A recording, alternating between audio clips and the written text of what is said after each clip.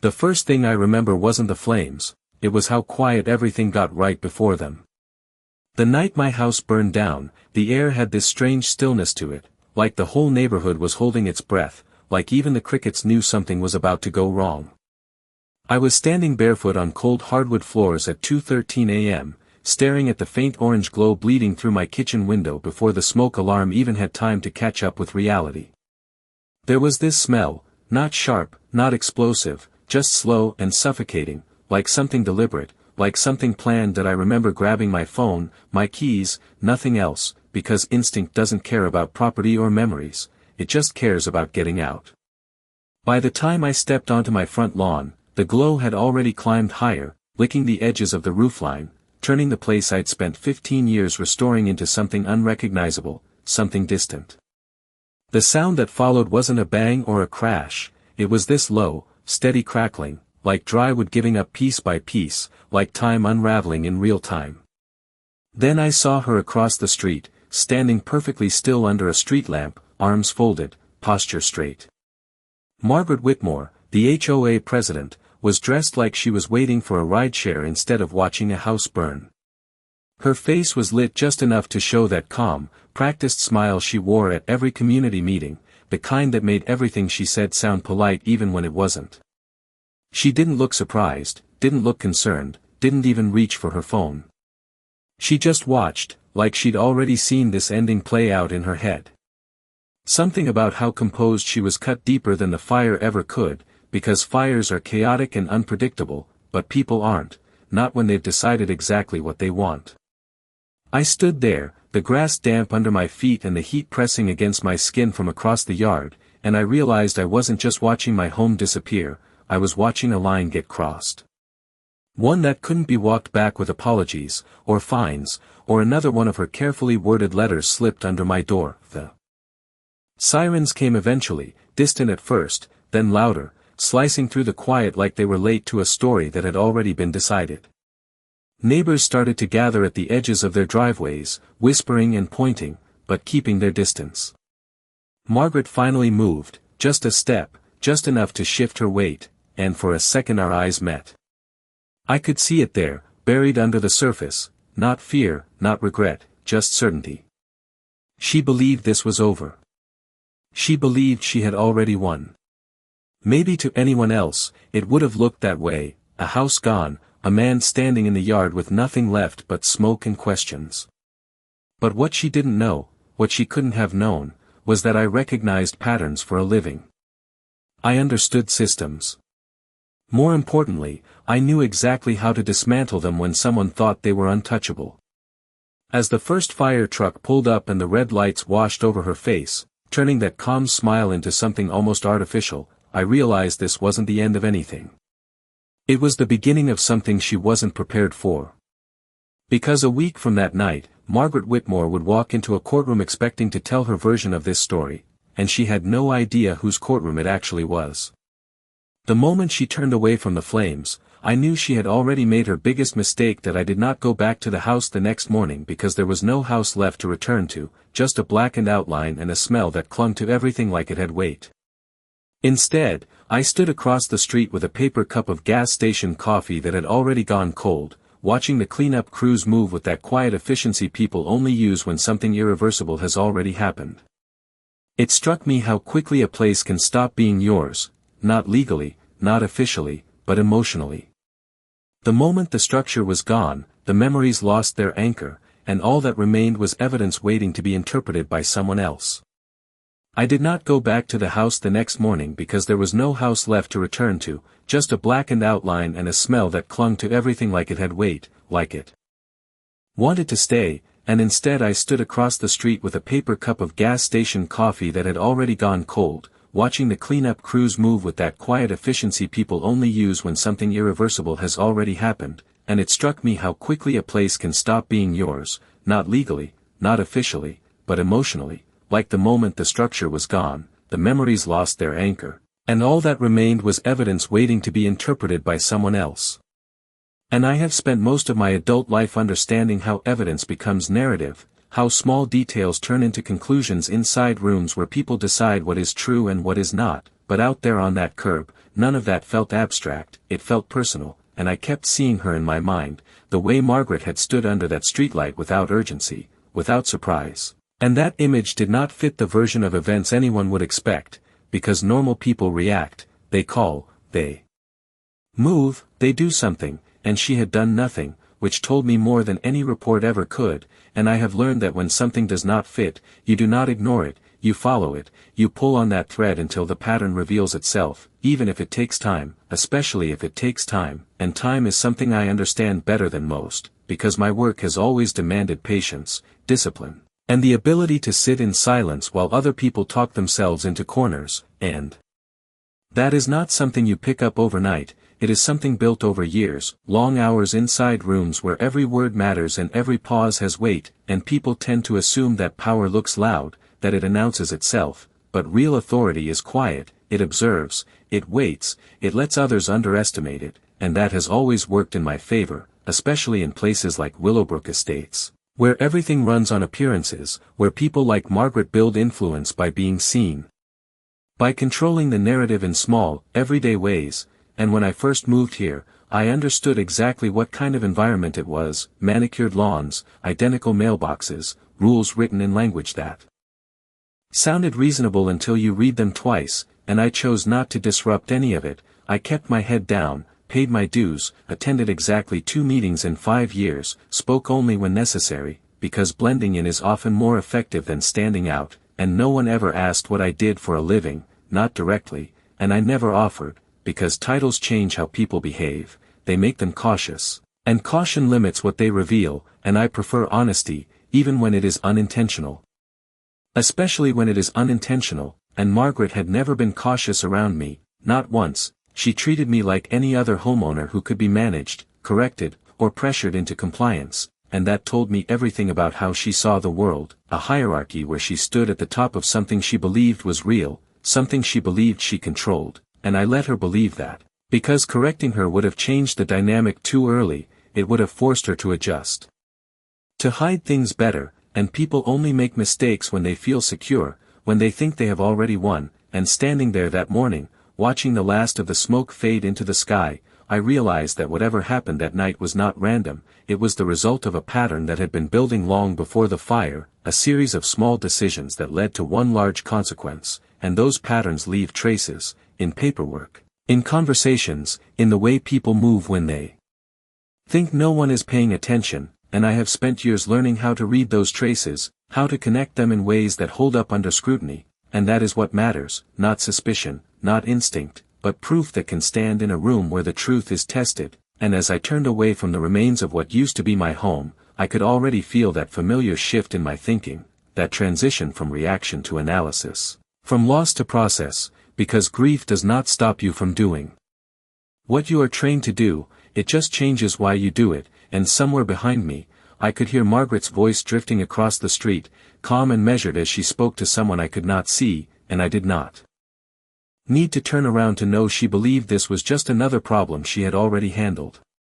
Margaret Whitmore did not become the most feared person in Willowbrook by accident, and the more I thought about her that morning, the more I realized the fire was not the beginning of anything, it was just the most visible outcome of a system she had been building for years, a system that thrived on small pressures, quiet intimidation, and the kind of authority that only exists because no one ever stops to question it. And if you asked anyone in the neighborhood, they would describe her the same way, polite, organized, dedicated to maintaining standards, the kind of woman who brings color-coded folders to meetings and remembers everyone's first name, but those descriptions never quite matched the details I had observed over time, the subtle shifts in tone when she spoke to certain people, the way her smile would tighten when someone challenged her, the almost imperceptible pause before she decided whether a situation needed to be escalated, and I have learned that real control is rarely loud, it is measured, calculated, and always justified on paper, and Margaret understood that better than anyone. She never acted without a document, never made a move that could not be explained as part of the rules, even when those rules seemed to bend in her favor more often than not, and over the past 5 years, I had watched her turn minor infractions into leverage, a mailbox painted the wrong shade, a fence an inch too high, a work truck parked overnight, each issue small on its own but powerful when repeated, when documented, when backed by the language of compliance and community standards, and people responded the way people always do when faced with that kind of pressure, they adjusted, they apologized, they paid the fines, because fighting it required time, knowledge, and a willingness to stand alone, and most people simply wanted peace, which made Margaret stronger with every quiet concession. And then there were the relationships, the ones that never appeared in official records but influenced everything behind the scenes, her husband sitting on the city council, her connections with local inspectors, the way certain complaints were resolved faster when they aligned with her interests, and none of it was illegal on the surface. That was the brilliance of it. Everything existed in that gray space where intent is difficult to prove and patterns are easy to dismiss unless you know how to look for them, and I had noticed those patterns long before my house was reduced to ash. Small inconsistencies that did not belong, decisions that seemed too convenient. Outcomes that benefited the same person over and over again, and I chose not to act on them at the time, not because I missed them, but because acting too early would have closed doors I needed open, and Margaret had never considered me a threat. Not really. To her I was just another homeowner who kept to himself, paid his dues, and occasionally declined to participate in her version of community engagement. And that miscalculation gave me something valuable, space to observe without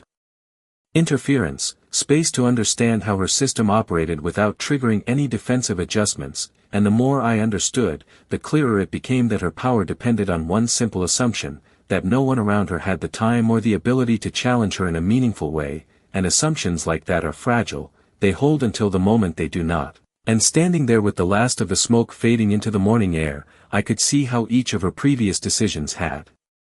led to this point, how confidence had turned into certainty, and certainty had removed whatever caution she might have once had, because people do not escalate to something this extreme unless they believe there will be no consequences, unless they believe the system they built will protect them no matter what happens, and Margaret believed that completely. I could hear it in the way she spoke, calm, controlled, already shaping the narrative for anyone who would listen, framing the situation as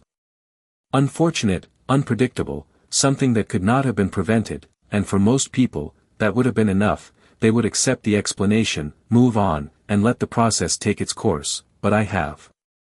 never been most people, and as I walked back to my car, the smell of smoke still clinging to my clothes, I realized that for the first time since I moved into Willowbrook, Margaret Whitmore had made a decision without understanding who she was really dealing with. The first official report arrived just after noon, printed on thick paper that still carried the faint smell of fresh ink, and it read exactly the way I expected it would. Careful language, neutral tone, no definitive cause listed, just phrases like, under investigation, and no immediate evidence of external involvement, the kind of wording designed to close questions before they fully form. And I stood there in the temporary rental kitchen, the hum of an unfamiliar refrigerator filling the silence, running my fingers along the edge of the page, feeling the weight of what was missing more than what was written, because reports like this are never about what they say, they are about what they choose not to say. And Margaret's voice echoed in my head from earlier that morning, calm and reassuring as she spoke to a small group of neighbors gathered near the sidewalk, already positioning the event as unfortunate, isolated, something that did not reflect the community, and I could see how easily that version would settle into place, how quickly people would accept it and move on, because it was easier than asking questions that might not have comfortable answers, and that is how systems like hers survive, not through force, but through convenience, through the quiet agreement that it is better not to look too closely, and for a moment, I considered what it would mean to follow that same path. To let the insurance process unfold, to rebuild somewhere else, to treat the fire as an end instead of a beginning, and the thought lasted exactly as long as it took for me to remember the way she had stood there, unmoved, unbothered, like she had already accounted for every possible outcome, and that was the part that did not fit, the part that refused to settle into the neat narrative being offered. And I have learned that when something does not fit, you do not force it, you examine it from every angle until it reveals why, and so I started with the simplest place, the timeline, not the official one, but the real one, the sequence of events as they actually happened, the moment I noticed the glow, the delay before the alarm sounded, the way the fire seemed to take hold in multiple areas at once, not explosively, not dramatically, just evenly, like it had been given time to establish itself before being discovered. And none of those details proved anything on their own, but together they created a Pattern that deserved a closer look, and patterns always leave traces, not just physical ones, but administrative ones, records, communications, approvals, things that exist because systems require documentation to function, and Margaret's system was no different. It relied on paperwork, on permissions, on the appearance of order, which meant there would be a trail somewhere, not necessarily obvious, not necessarily direct, but present, because even the most careful people cannot operate without leaving something behind. And I set the report down on the counter and opened my laptop, not with urgency, not with anger, but with the same steady focus I bring to every case that crosses my desk, because this was not about reacting, it was about understanding, and understanding requires patience, it requires the willingness to sit with incomplete information and let it expand over time. And as I began pulling up public records, zoning maps, permit histories, I could already feel the shape of something forming beneath the surface, something that connected more than just one night, something that suggested this was not an isolated event at all. And outside the window, a car slowed as it passed, tires crunching softly against the gravel, and I did not need to look up to know exactly who was inside, because Margaret had always preferred to keep an eye on things personally, especially when she believed she had already secured the outcome. I made the mistake of treating it like a normal case at first, like something that could be approached directly, logically, with a simple request for clarification, and that mistake cost me exactly 48 hours of silence and one very carefully worded letter that arrived in my temporary mailbox with Margaret Whitmore's name printed neatly in the upper left corner, the paper heavier than necessary, the tone polite enough to pass as concern, and the message underneath it all unmistakably clear. She was not interested in questions, only in closure, and I stood there reading it twice, then a third time, the faint scent of her perfume somehow still clinging to the envelope, and it struck me how practiced this was, how familiar she was with shaping perception before facts could catch up, because the letter did not deny anything, not directly, it simply reinforced the narrative she had already started building: unfortunate incident, full cooperation with authorities, commitment to community stability, each phrase carefully chosen to sound responsible while revealing nothing. And I realized then that approaching her head-on had given her exactly what she needed: time to adjust, time to reinforce her position, time to make sure that whatever had happened would remain buried under layers of procedure and politeness. And I have seen this before, not in neighborhoods, not in HOA disputes, but in cases where individuals believed their control over a system made them immune to scrutiny, and the first thing they always do when challenged is close ranks: they document, they prepare, they create a version of events that can survive surface-level inspection. And for a moment, I let myself sit with that realization, the quiet hum of the rental unit pressing in around me, the unfamiliar walls, the absence of everything that used to be mine, and I could feel the frustration there, not loud, not overwhelming, just steady, like a pressure building behind something that had not yet been released, because this was the part people do not talk about, the moment when you try to resolve something the normal way and it fails. When the system you are supposed to rely on gives you nothing back but vague language and delayed responses. And most people stop there, they accept the limits, they move on, but I have never been wired that way, and as I set the letter down on the table, I understood that whatever I was dealing with was not going to reveal itself through direct confrontation, not anymore. Margaret had already adapted to that, she was expecting it, which meant I needed to stop thinking like someone affected by the situation and start thinking like someone outside of it, someone analyzing it from a distance, and distance changes everything. It removes emotion from the equation. It allows patterns to surface that would otherwise stay hidden under frustration and urgency, and so I stepped back, not physically, but mentally. I stopped trying to prove anything and started trying to understand everything: the permits, the inspections, the previous complaints filed within the neighborhood, the frequency of enforcement actions, the properties that seemed to receive more attention than others, and slowly, piece by piece, a picture began to form, not clear yet, not complete, but enough to suggest that what happened to me was not isolated. It was part of something larger, something that extended beyond a single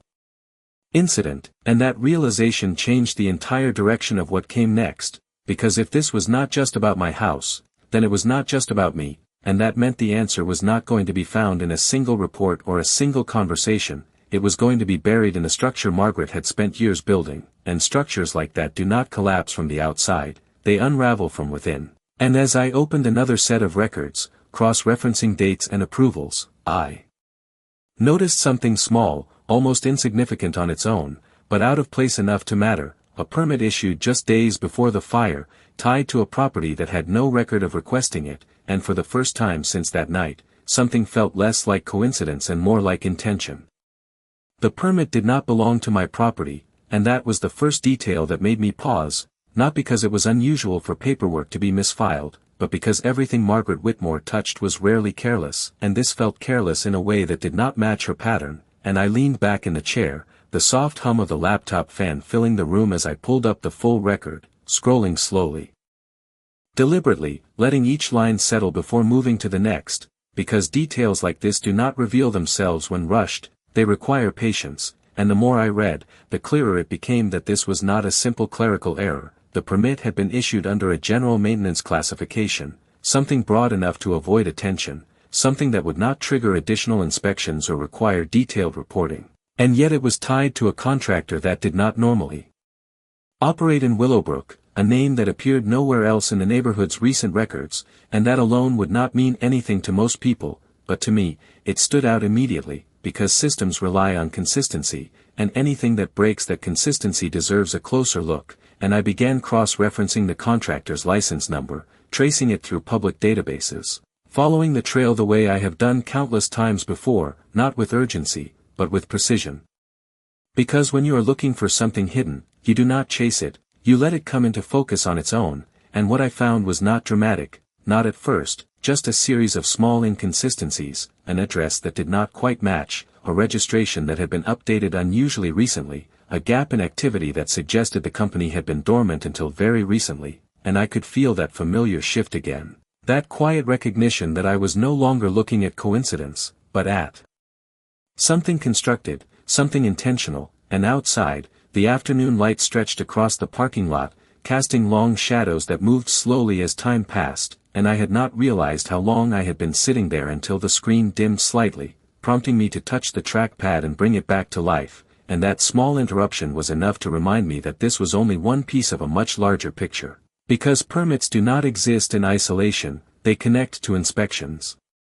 to approvals, to communications between departments, and each of those connections leaves its own trace, and I started pulling those threads one by one, building a timeline that extended beyond my property, beyond the night of the fire, into the weeks leading up to it, and that was when the pattern began to sharpen. Multiple properties flagged for minor violations, enforcement notices issued in clusters, all within a narrow window of time, all tied back to the same administrative office Margaret frequently coordinated with, and none of it was illegal, not on its face, but it created pressure, it created movement, it shifted attention away from certain areas while focusing it on others, and I could see how easily something could happen in that environment without drawing immediate scrutiny, how a sequence of small distractions could create the space needed for something larger to occur unnoticed, and I sat there, hands resting lightly on the edge of the desk, letting that realization settle, because this was no longer about a single document or a single decision. This was about a structure that had been carefully arranged to control not just outcomes, but attention itself, and Margaret had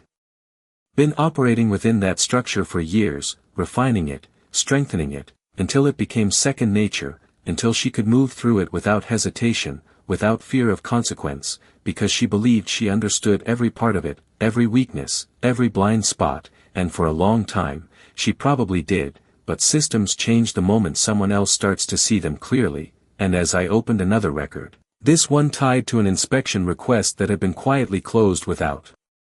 follow-up, I realized that for the first time since this began, I was no longer reacting to what had happened, I was starting to see how it had been allowed to happen in the first place, and that difference changed everything.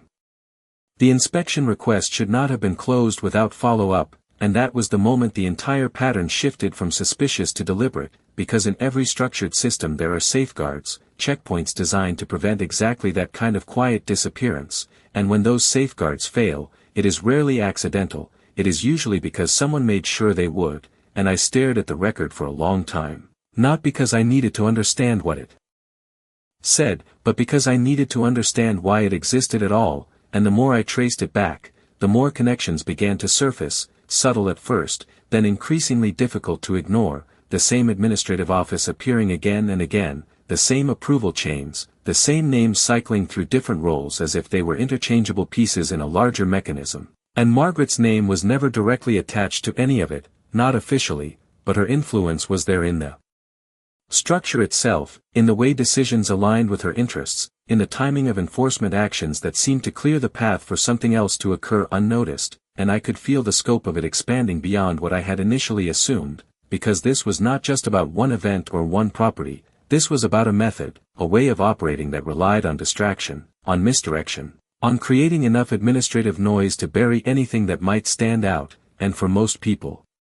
that noise is overwhelming. It discourages deeper examination, it convinces them that whatever happened must have a reasonable explanation somewhere within the paperwork, but I have spent years navigating environments exactly like this, places where truth is not hidden by absence, but by excess, by an overload of information designed to obscure rather than clarify, and as I continued pulling records, cross-referencing dates and signatures, a second thread began to emerge, one that tied directly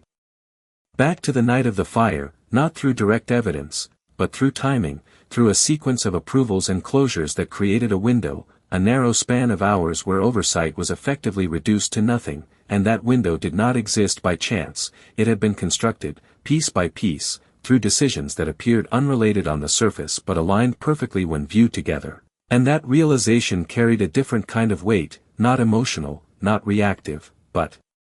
structural, because it meant that whatever had happened was supported by a framework designed to protect it, and frameworks like that do not collapse easily, they require precise pressure applied in the right places, and I leaned back again, letting the silence settle around me, the faint ticking of the wall clock marking time in a way that felt almost deliberate, and I thought about Margaret, about the confidence she carried, the certainty in her posture that night, and it made sense now in a way it had not before, because she was not relying on chance, she was relying on a system she believed she controlled completely, a system that had worked for her every time she needed it to, and people like that do not anticipate disruption, they do not prepare for it, because from their perspective, there is nothing to disrupt, everything is already accounted for, already managed, and that is where they make their mistake, not in the actions themselves, but in the assumption that no one else can see the structure the way they do, and as I opened another file, this one containing communication logs that had been archived but not deleted, I could already sense that I was getting closer to something more concrete, something that would move this beyond pattern recognition into something that could not be explained away as coincidence or administrative error, and that is the threshold that matters, the point where understanding becomes evidence, where observation becomes something that can stand on its own, and I knew I was approaching it, not because of any single detail, but because of how everything was beginning to align. How the gaps between the records were starting to close. And just as I began scrolling through the first set of messages, one entry near the bottom caught my attention, not because of what it said, but because of who had sent it, and the timestamp attached to it was closer to the night of the fire than anything else I had seen so far. The name on that message was not Margaret Whitmore, and that was exactly why it mattered, because the system she operated in was built to keep her insulated, to ensure that anything directly tied to her remained clean, documented, defensible, but this message sat just outside that boundary, sent from a mid-level administrative account that had appeared repeatedly in the permit and inspection records I had been tracing, and the timestamp placed it within hours of the fire, not days, not weeks, but close enough to suggest awareness, and I opened it slowly, not expecting anything explicit, because systems like this do not communicate in obvious terms, they rely on implication, on language that can be interpreted multiple ways depending on who is reading it, and the content itself was brief, almost routine at first glance, a reference to a cleared window, confirmation that certain inspections had been resolved ahead of schedule, and a note about ensuring that no additional site visits were required until further notice, and none of that would raise alarms on its own, but context changes everything, and placed within the timeline I had been building, it aligned too precisely to ignore, it described conditions that would reduce oversight exactly when my property became vulnerable, and I could feel that shift again. That moment when something abstract begins to take on shape, not fully defined yet, but solid enough to hold, and I leaned closer to the screen, rereading the message, paying attention not just to the words, but to the structure, the phrasing, the way it avoided specificity while still conveying intent, and I have seen language like this before, in cases where coordination exists without direct instruction, where individuals operate within an understood framework that does not require explicit orders. And that is what this felt like, not a directive, but a confirmation, a signal that conditions had been set, that whatever needed to happen could proceed without interference, and the realization settled in slowly, not as shock, but as clarity, because it fit the pattern, it fit the timing, it fit the way Margaret had carried herself that night, certain, composed, like she knew the system would hold, and I scrolled further, looking for additional context, additional messages, anything that might expand on what I was seeing, and there were more, not many, but enough to establish continuity, short exchanges, acknowledgments, references to properties and schedules that, when isolated, meant very little, but when layered together, created a consistent picture of coordination that extended beyond a single event, and that was the point where this stopped being a question of what happened and became a question of how it had been allowed to happen repeatedly without being challenged, and I sat back, letting the weight of that settle, because evidence like this does not just point to an action, it points to a system that supports it, and systems require multiple participants, multiple points of failure that can be exploited or ignored, and Margaret had positioned herself at the center of that, not by leaving direct traces, but by shaping the environment in which those traces were created, and that is a different level of control, one that is harder to detect but far more consequential once it is understood, and outside, the light had shifted again, the day moving forward in a way that felt disconnected from everything unfolding inside that room, and I realized that I had reached a point where observation alone was no longer enough, because what I was looking at had crossed from pattern into proof, not complete, not yet, but substantial enough to support the next step, and that next step would change the nature of this entirely, because once something moves into a formal process, once it enters a system designed to evaluate and act on evidence, it can no longer be contained by the structure that created it. And Margaret had built her position on the assumption that no one would ever reach that point, that no one would see enough, understand enough, or care enough to push beyond the surface, and as I saved the records, organizing them with the same precision I have used my entire career, I understood that for the first time since that night, the balance had shifted in a way she could not see coming, and that difference would matter very soon. Once evidence crosses a certain threshold, it stops being something you collect and starts becoming something you structure, and that shift is where most people lose control of the situation, because raw information is flexible, it can be interpreted, dismissed, or ignored, but structured evidence is different, it has direction, it has purpose, and more importantly, it has consequences. And I spent the next several hours doing exactly that, not adding anything, not assuming anything, just organizing what already existed into a sequence that could not be easily broken apart, timeline first, always timeline, because events gain meaning through order, not isolation, and when placed correctly, even small details begin to reinforce each other in ways that are difficult to refute, the permit, the inspection closures, the communication logs, each piece aligning with the next, creating a progression that moved steadily toward the night of the fire, and as I worked, I could feel the narrative forming, not as a story, but as a framework, something that could hold under pressure, something that could withstand scrutiny from people trained to question every assumption, and that is the standard I have always applied, not just to others, but to myself, because if there is a weakness, it will be found, and it is always better to find it first, and there were moments where I paused, not because I was uncertain, but because I needed to test the structure from different angles, to see how it held when viewed from outside my own perspective, and each time, it remained consistent, not perfect, not complete, but strong enough to support the next step, and that next step required something I had deliberately avoided until now, bringing someone else into the process, because evidence gains weight when it is seen, evaluated, and confirmed by more than one set of eyes, and I knew exactly who to call, not because of convenience, but because of reliability, someone who understood how to navigate administrative systems without disrupting them prematurely, someone who could verify what I had found without drawing attention to it, and the conversation was brief, controlled, focused entirely on facts, no speculation, no conclusions, just a request for independent confirmation of specific records and timestamps, and that is how you build something that lasts. You do not rush, you do not reveal more than necessary, you let each piece settle into place before moving forward, and when the call ended, I felt the shift again, subtle but unmistakable, the difference between working alone and initiating a process that extends beyond your immediate control, because once others are involved, the system begins to move in ways you cannot fully predict, and that is both a risk and a necessity, and I accepted that without hesitation, because the alternative was to remain within the boundaries Margaret had already established, and that was no longer an option, and as the evening settled in, the room growing dim except for the light from the screen, I reviewed everything one more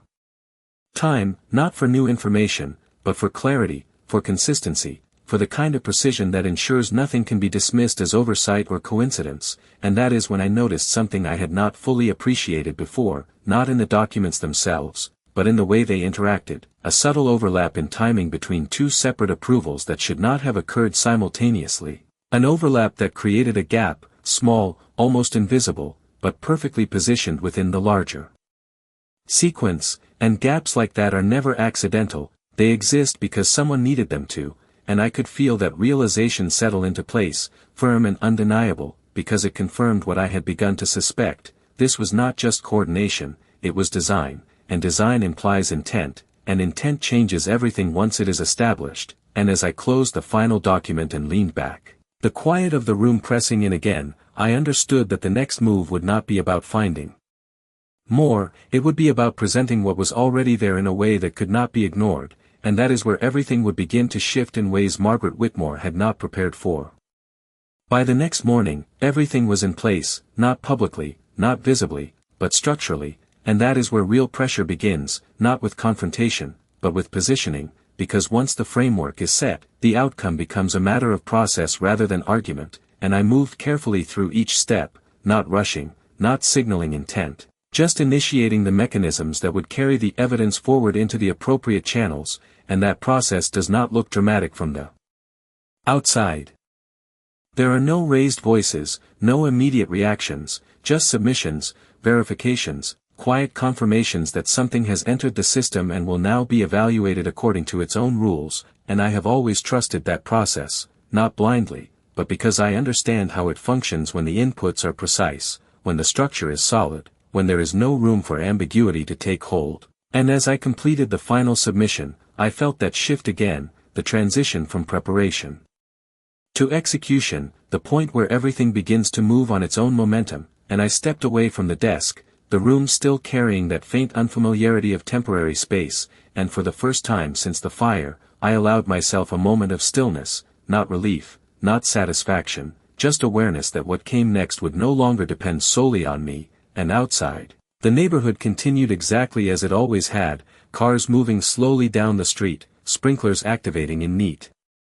predictable patterns, the appearance of order intact, and Margaret Whitmore remained at the center of it, moving through her routines with the same confidence, the same measured control, because from her perspective, nothing had changed, the narrative was holding, the community had accepted it, and whatever questions existed had not yet reached a level that required her attention. And that was exactly how I needed it to be. Because disruption is most effective when it arrives without warning. When it intersects with a system at the precise moment it is least prepared to respond, and over the next few days, small changes began to surface, not obvious, not immediately connected, but present, a delayed response from the administrative office that usually operated with efficiency, an inquiry that required clarification where none had been needed before. Subtle indicators that something had entered the system and was beginning to move through it, and I observed all of it without interference, because once the process begins, interference creates noise, and noise can be used to deflect, to delay, to complicate, and I had no intention of giving Margaret that opportunity, and instead, I maintained the same distance I had established from the beginning, allowing the structure to do what it was designed to do, and it did, slowly, methodically, each step building on the last, each verification reinforcing the next, until the pattern that had once been hidden beneath layers of administrative complexity began to surface in a form that could not be easily dismissed, and that was when the first formal notice was issued, not to me, not directly, but to the office that had processed the original permits, a request for review, routine on its face, but significant in its implications, because reviews open doors, they create access to records that are not typically examined, they invite scrutiny into places that rely on routine to remain unquestioned, and I could almost trace the path it would take from there, the questions it would generate, the connections it would uncover, and Margaret, for all her control, for all her preparation, had no visibility into that process, not yet, because it was still contained within the system she believed she understood completely, and that is where the real shift begins, not when someone is confronted, but when the foundation beneath them starts to move in ways they cannot see. And as I stood by the window, watching the late afternoon light stretch across the street, I noticed her again, stepping out of her car, posture unchanged, expression composed, moving with the same certainty she had always carried, and for a moment, nothing about her suggested that anything was different. But systems do not announce when they begin to turn, they reveal it only when it is too late to stop them. The first time Margaret Whitmore realized something was wrong, it was not because anyone confronted her, not because anyone accused her, but because the system she relied on stopped responding the way it always had, and I could see it in the subtle changes that began to ripple through her routine, the slight delay when she checked her phone during a conversation, the brief hesitation before she responded to a neighbor's question. The way her posture shifted just enough to suggest that something no longer felt entirely under control, and those are the moments that matter, not the public reactions, not the statements made in meetings, but the private adjustments people make when they sense that something has changed beneath the surface, and I watched it unfold over the next several days, not directly, not obviously, but through the same distance I had maintained from the beginning, observing without interfering. Because once the process reaches this stage, intervention is unnecessary. The system begins to apply its own pressure, and that pressure does not come all at once, it builds gradually, inquiry by inquiry, request by request, until the structure that once felt stable begins to shift in ways that cannot be easily corrected, and Margaret had built her authority on consistency, on predictability, on the expectation that every interaction would follow a pattern she understood, and now that pattern was breaking. Not dramatically, but enough to disrupt her sense of control, and I could see it most clearly during the HOA meeting that took place the following Thursday evening. The same room, the same arrangement of chairs, the same carefully organized agenda printed on thick paper, but the atmosphere was different, quieter in a way that suggested uncertainty rather than routine, and Margaret stood at the front as she always did, composed, structured, moving through each item with practiced precision. But there were interruptions, small at first, questions that required clarification, references to notices that had not yet been resolved, and each time she responded, there was a fraction of a second where her confidence seemed to recalibrate, as if she were adjusting to information she had not anticipated, and most people in the room did not notice it, not consciously, but they felt it, the shift in tone, the slight disruption in the flow, and that is how control begins to erode, not through confrontation, but through inconsistency, through moments where the expected response does not arrive exactly as it should. And after the meeting ended, I saw her standing near the exit, speaking with someone from the administrative office, her voice lower than usual, her expression more focused, and I did not need to hear the conversation to understand its significance, because by then, the process had already reached a point where it could no longer be contained within the boundaries she had established, and the requests for review had expanded, the initial inquiry leading to additional questions, additional records being pulled, additional connections being examined, and systems like this do not reverse once they begin to move forward. They follow their own logic, their own structure, and that structure is designed to prioritize consistency over convenience, which means that any deviation, any inconsistency, becomes something that must be resolved, and Margaret's system, for all its precision, contained those inconsistencies, small gaps that had once gone unnoticed but were now being examined with a level of scrutiny she had not accounted for, and I returned to the same position I had taken from the beginning, observing, allowing the process to unfold, because the most effective outcome is one that appears inevitable, one that emerges from the system itself rather than being forced upon it, and that inevitability was beginning to take shape, not visible to everyone, not yet, but present in the way the structure was shifting, in the way the foundation she had relied on was no longer stable, and as I stood there watching her leave the building, her steps measured, her expression controlled, I could tell she was beginning to understand that something had changed, even if she did not yet know what it was. The formal notice did not arrive with urgency or drama, it arrived the way all consequential things do inside a structured system, quietly, precisely, and without any indication of how much it would matter once it was opened, and Margaret Whitmore received it on a Tuesday morning just after 9, delivered through the same channel she had relied on for years, the same channel she believed she understood completely, and I was not there when she read it, but I did not need to be, because I have seen that moment before, the exact second when someone realizes that the system they trusted is no longer operating in their favor, and it always begins the same way, with a small shift in expectation, a line of text that does not align with what they anticipated, a request that cannot be dismissed or redirected, and from that point forward, everything changes, and the notice itself was straightforward, a request for full documentation related to a series of permits and inspection closures, a directive to provide clarification on administrative inconsistencies, and a scheduled hearing to address the findings, nothing accusatory, nothing definitive, just the formal beginning of a process that would examine everything she had built, and processes like that do not rely on emotion or perception, they rely on structure, on evidence, on the same framework Margaret had used to establish her control, and that was the part she had not accounted for, that the system she shaped could also be used to evaluate her actions with the same precision she had once applied to others, and over the next several days, the changes became more visible, not to everyone, but to those paying attention. The administrative office that once responded immediately now required additional verification, the approvals that once moved without delay now paused for review, and Margaret's interactions shifted accordingly, still controlled, still measured, but carrying an undercurrent of urgency that had not been there before, and I could see it most clearly in the way she approached conversations, the increased attention to detail, the subtle attempts to reinforce her authority through familiarity, through routine, as if maintaining the appearance of control could restore it, and for most people, that would have been enough, because appearances often shape perception, and perception often shapes reality, but not in a system that has already begun to question its own consistency, and that was the stage we had reached, the point where the structure itself was no longer stable, where each new piece of information was evaluated not in isolation, but in relation to everything that came before it, and that is where patterns become undeniable, where inconsistencies accumulate into something that cannot be explained away as coincidence, and the hearing was scheduled for the following week, not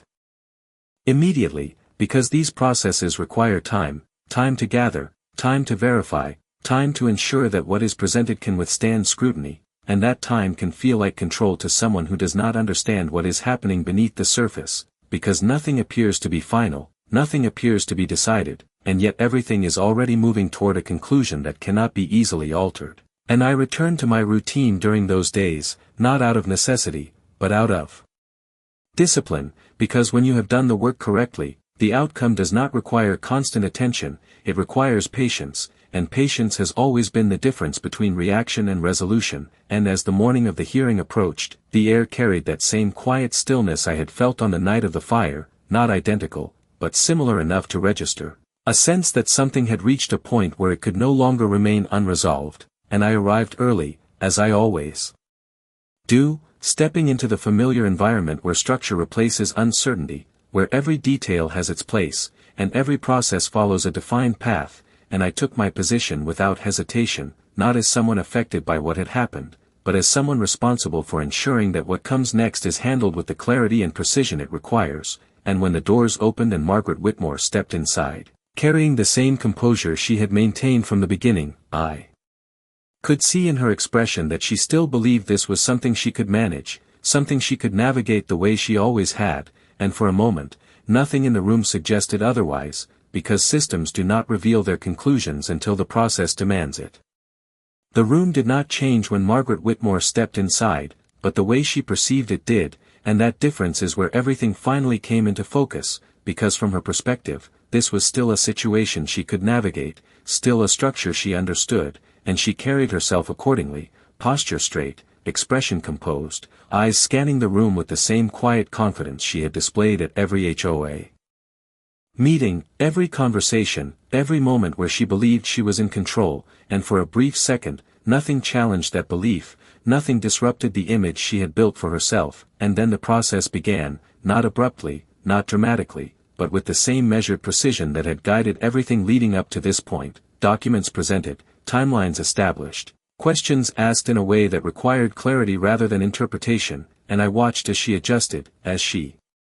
moved through each response with the same practiced tone, reinforcing her position, relying on the language she had used so many times before, and it worked at first. The surface held, the structure remained intact, because systems do not collapse all at once, they resist, they maintain their form until the pressure reaches a point where consistency can no longer be preserved, and that point arrived not through confrontation, but through alignment, through the moment when each piece of evidence was placed within the same frame, the permits, the inspection closures, the communication logs, the timing, all presented not as isolated details, but as a sequence that could not be separated without losing coherence, and I could see the shift then, subtle but unmistakable, the exact second when her responses began to slow, when the certainty in her voice recalibrated into something more measured, more cautious, because the narrative she had relied on no longer fit the structure being presented, and that is where control begins to slip, not in the absence of answers, but in the presence of questions that cannot be answered within the framework someone has built for themselves. And the process continued, steady, deliberate, each step reinforcing the last, until the pattern that had once been hidden beneath layers of administrative complexity stood clearly within the room, not as accusation, but as fact, and facts do not require emphasis, they do not need to be raised or repeated, they simply exist, and when they align, they carry their own weight. And Margaret understood that. I could see it in the way her posture shifted, not dramatically, not enough for most people to notice, but enough to register, the slight tightening of her expression, the careful recalibration of her responses, the recognition that the system she had relied on was now operating according to a structure she could no longer influence, and that is the moment everything changes, not when someone is told they are wrong, but when they realize that the outcome no longer depends on what they say. And as the final sequence was established, as the process reached its natural conclusion, there was no need for anything further, no escalation, no dramatics, just the application of the same principles that had governed every step along the way, clarity, consistency, and the understanding that once a structure reveals its own contradictions, the resolution follows inevitably. And Margaret Whitmore, for all her preparation, for all her control, had built something that could not withstand that level of scrutiny. And when the process concluded, the room returned to stillness, the same quiet precision that had defined it from the beginning, but the difference now was undeniable, not in the environment, but in the outcome that had been set in motion. And as she turned to leave, her steps measured, her expression composed, I knew that everything she had built would now be evaluated under the same system she once believed she controlled, and that was never a process anyone could simply walk away from.